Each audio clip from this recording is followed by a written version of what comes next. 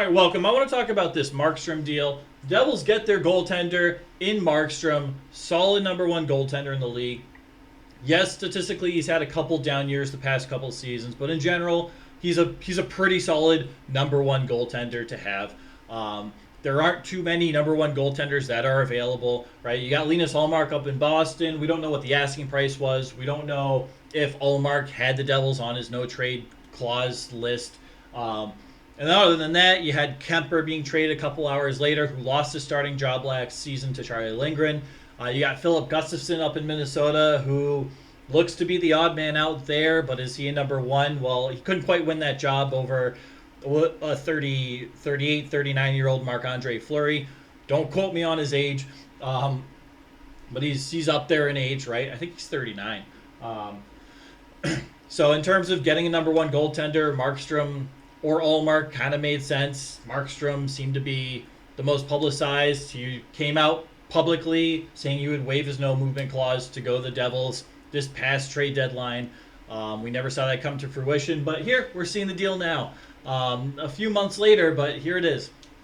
So the Devils get Markstrom, goaltender, for the next 2 seasons. That's when his contract runs out at a cap hit of $4.125 million.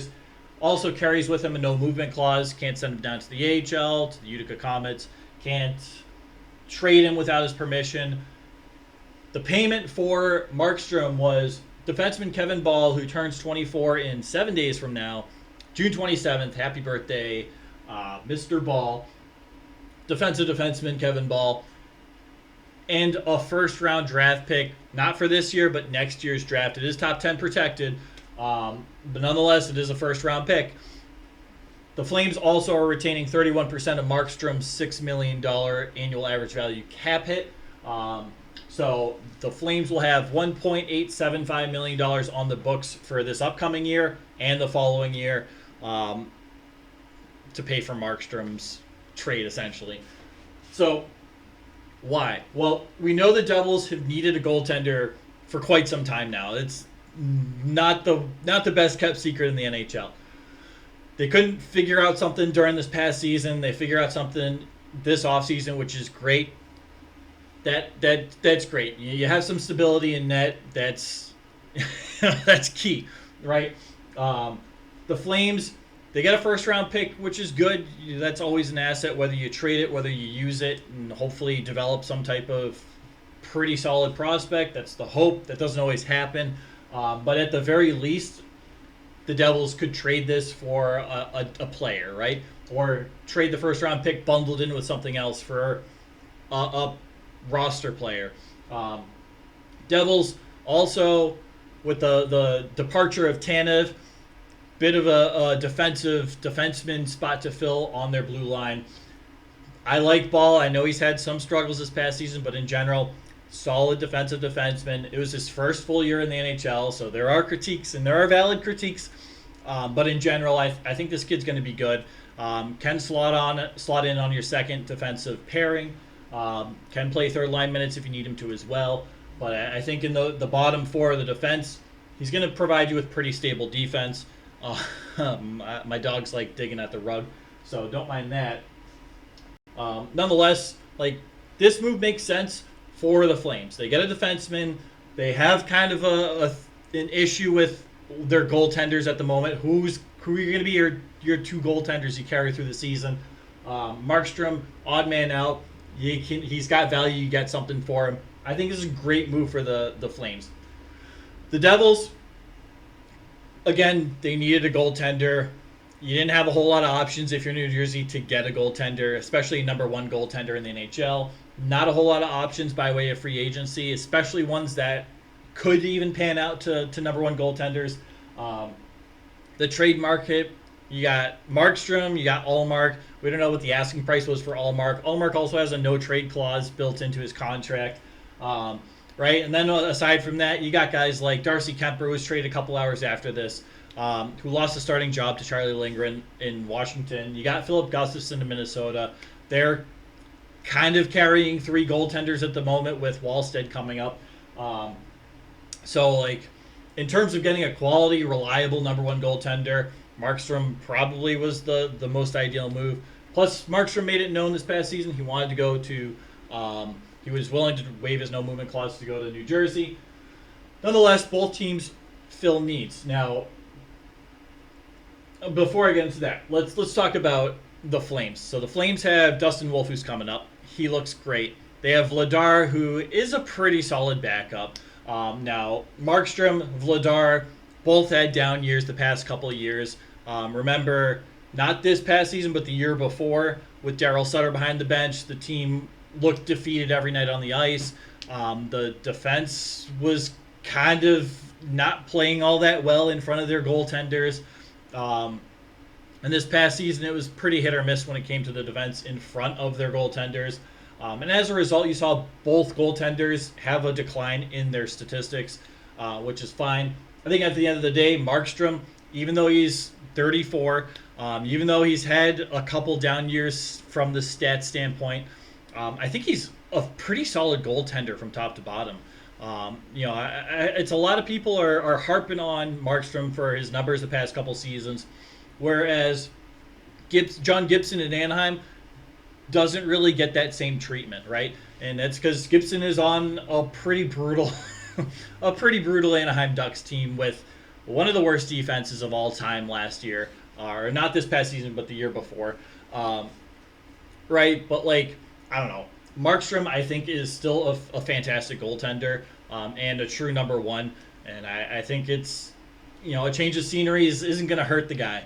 My question when it comes to the Devils, and this is where we're transitioning back, is the Devils' defense now. What do you do on defense now? You have some cap space.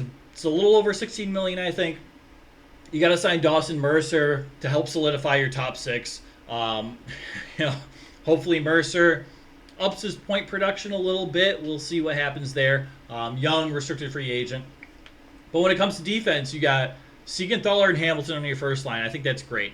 You have probably Luke Hughes and John Marino on your second line, which is okay. But Luke Hughes really needs to work on his defensive game.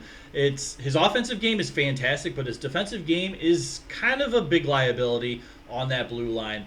And John Marino is good, and you got to have a Batman to the Robin. John Marino plays pretty solid defense for the most part. The whole defense didn't really play great last year, but John Marino's capable of it. I think that's okay. And then your third line, you have Nemec, who did a lot of learning this past year. I think will be good, and I think he'll improve greatly this year. But who's your sixth defenseman, right? You have Cal Foote, who played 4 games in New Jersey last year, played 30-plus games with the AHL affiliate, the Utica Comets. You have Curtis McDermott. Total games played last year is 45, but his average time on ice was 4 minutes and 49 seconds. That's not enough ice time to have a third-pairing defense there. You can go 11 forward, 7 defensemen, and McDermott can play a little forward if you want him to. But, you can't do that every night. They also have another intriguing prospect in Casey Seamus. Seamus, I would expect, gets a pretty solid look during training camp. I would expect him to make the opening night roster for New Jersey. But Seamus Casey is he's an undersized offensive defenseman, right? What's Luke Hughes? Luke Hughes is 6'2". So Casey Seamus is 5'11". All the scouting reports I saw, and a lot of them were not current. Maybe 2022. I saw a couple from 2023, but we're over 6 months into 2024, so take it with a grain of salt. But every scouting report I saw said he's great offensively, he's a great skater, but there are concerns when it comes to his defensive game. He's not big, he's not physical, he has issues clearing out defensemen in front of his own net. He gets a little lost in his zone when the other team is cycling the puck. So there are concerns there in terms of his defensive game. So that and then what are you doing with you have Seamus Casey and Nemec as your third pairing defense for a majority of the season? Can be it's going to be a little iffy, right? So I got questions there. I like Kevin Bahl. I think that's kind of a loss for the Devils. especially with three offensively oriented defensemen, two of which kind of questionable in your own zone if you include Casey Seamus. I want to switch those two up so bad. I keep thinking of Sean Casey from the Red Sox. What he played on the Reds or something.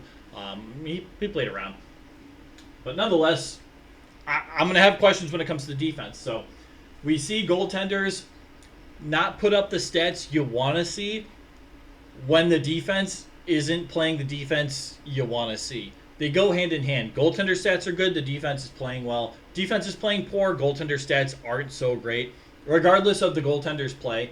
Now you can sway that a bit as a goaltender, right? But I don't know. Like, if the defense in front of Markstrom isn't great, don't expect him to be in the Vezina conversation, for example. So that's what I got. I just have questions about the Devils and how they're gonna fix the defense per se. And going back, not this past season, but the year before, they were good, but they also had guys like Ryan Graves, and they were a very different team, different coaching style, different systems in place. They've been tweaked slightly. They're similar, but they're not the same. So I don't know. I'm curious to see what the Devils do. They have cap space. Let's see if they improve that blue line a bit. I think that should be their biggest focus, right? Along with either signing Mercer or getting some type of top six forward. I think their third line is pretty solid. You have Curtis Lazar on that third line, which I honestly don't hate, but I get the hate. He's more of a fourth line grinder type player. The fourth line will probably be fine. There's plenty of bottom six forwards around the league, especially in free agency every year. So it's not too much of a concern to kind of build up that bottom six. We see teams do it every year. We see a lot of teams with too many bottom six forwards playing top 6 minutes, for example. Right? So for me, it's come down to the defense of the Devils, which will indicate how good of a season Markstrom has. If the defense is good, Markstrom will be probably... This might be bold, but could be a top 10 goaltender in the league. I don't think it's that bold. As long as the defense in front of him plays well, I think he's still one of the better goaltenders in the NHL. I don't know if he'll be in the Vezina conversation, but at the same time, he's not a bad goaltender. I think this is a great pickup for the Devils, but at what cost? So that's my major concern. It is what it is. It's too early to see predict how the Devils are going to do this upcoming year, but they're probably going to have to finagle some things on their defensive end. So we'll see. Let me know what you think. Do you think a team won? I guess on the surface, I'm looking towards the Flames, but we'll see. Bahl might end up being a third line or third pairing defenseman. The first round pick may pan out to be nothing, and then Markstrom plays an average, maybe like a 1A, 1B type of goaltender, right? Not even what you'd expect him to be. The Devils might still win this trade. It's always too early to tell, but just on the surface for now, it looks like the Flames got the better end of that deal. So we'll see. I want to say this is something I'd like to evaluate in a few years, but we're the 2025 draft. It might be. Usually out of the top 10, you're getting a player that will probably not be in the NHL their first year. And maybe not their second year either. And it could be a Russian player. It could be 3 years before they come to the U.S. And then you usually need a year or two to see how a player is actually adjusting and doing. Or if the player keeps developing in those first 3 years in the NHL, we could be looking, around 2030, 2032 to reevaluate this trade. So I might forget by then, but we'll see. So yeah, that's all I got. I appreciate you. Let me know what you think. Do you like Bahl? Do you like Markstrom? Do you like the deal for the Devils? Do you have concerns about the Devils' defense? Do you not? Yeah, it's just fun. So again, appreciate you guys. Take care, all right?